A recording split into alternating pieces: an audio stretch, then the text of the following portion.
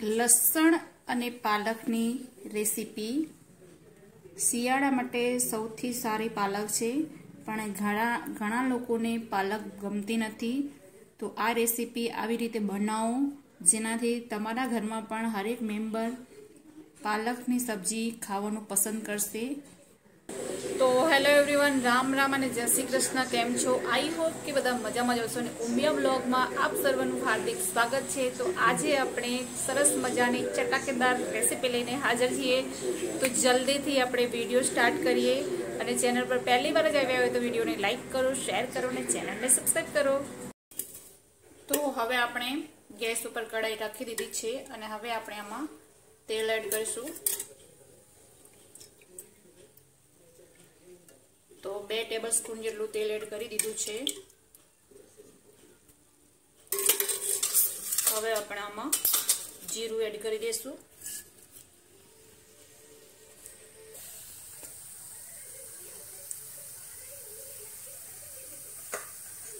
હવે જીરું આપણું સરસ એવું ગરમ થઈ ગયું છે, કકડી ગયું છે, એટલે આપણે એમાં ડુંગળી એડ કરીશું.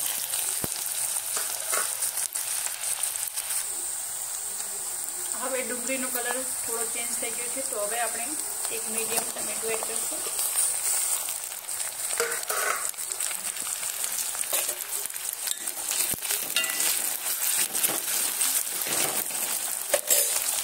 હવે આપણે એડ કરીશું આમાં લાલ મરચું પાવડર 1/2 ચમચી,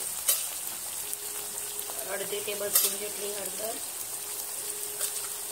1 ચમચ જેટલો ધાણા પાવડર અને સ્વાદ મુજબ મીઠું એડ કરીશું.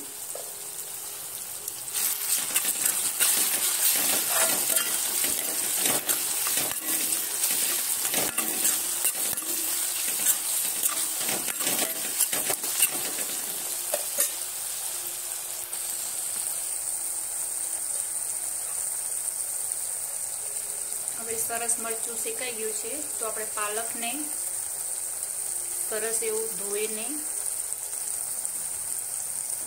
એડ કરીશું.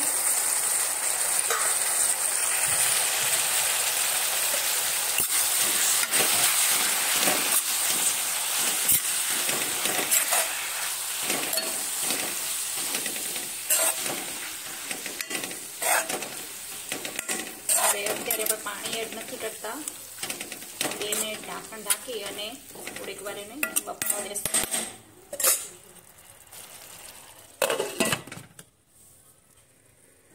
તો હવે થોડુંક આપણે લસણ લેશું અને એને અધકચરું પીસી લેશું. હવે જોઈએ તો સરસ એવો આપણા પાલક પણ બફાઈ ગયો છે.